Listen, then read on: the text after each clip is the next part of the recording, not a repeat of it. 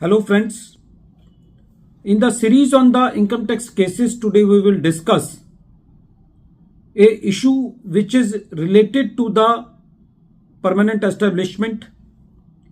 A very limited issue before the Honorable Delhi High Court in the present case was that can the assessee take a plea that if the assessee has some income which is attributable to the permanent establishment in India, but as a global income, the assessee does not have any positive income. So whether the assessee can say that the assessee is not liable to pay the tax relatable to that permanent establishment.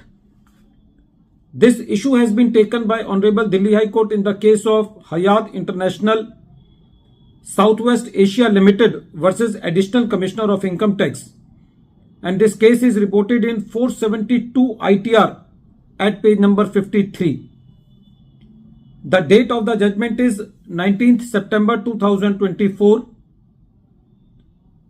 Broadly, it is a concept that if any non-resident have any permanent establishment in India and if he is earning some business income, then that assessee will be taxed on the income which is attributable to that permanent establishment.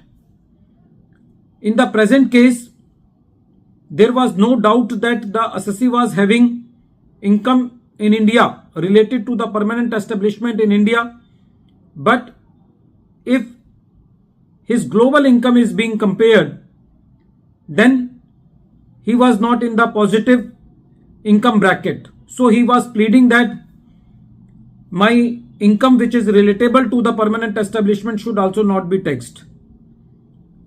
When this matter was heard by the court said that the permanent establishment is viewed as a separate and distinct center. The right of the source state does not extend to the profits which are not allocable to the permanent establishment. Permanent establishment is subject to tax to the extent of activities that it may undertake in a state distant from its principal. The court said that the subject of business profits and its taxability is regulated by Article 7 of the Double Taxation Avoidance Agreement between India and United Arab Emirates. The court said that if any entity is earning as an income as a whole, and if he is not earning any income which is attributable to the permanent establishment, then that assessee will not be taxed on that global income and he will not be eligible to tax because he does not have any income relatable to the permanent establishment.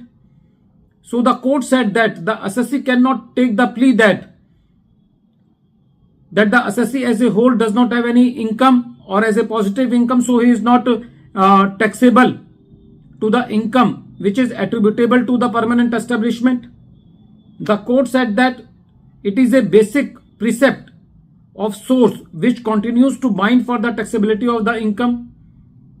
The court said that Article 7 is concerned solely with the profit or income which is attributable to the permanent establishment. The court was of the opinion that the taxability is not linked to the overall operations of the enterprise and every state has every right to tax the income which is attributable to the permanent establishment which is in the territory of that state.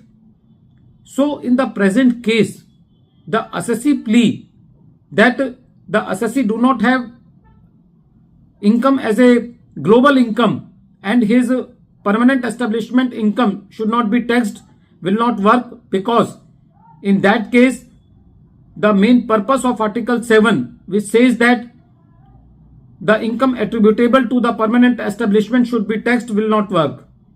So in the present case, the decision goes in favor of the revenue and the court very well explained the taxability of the income which is attributable to a permanent establishment. At the end of this video, once again I am repeating the name of the case. The name of the case is Hayat International Southwest Asia Limited versus Additional Commissioner of Income Tax, and this case is reported in 472 ITR at page number 53. The date of the judgment is 19th September 2024. Thank you, friends.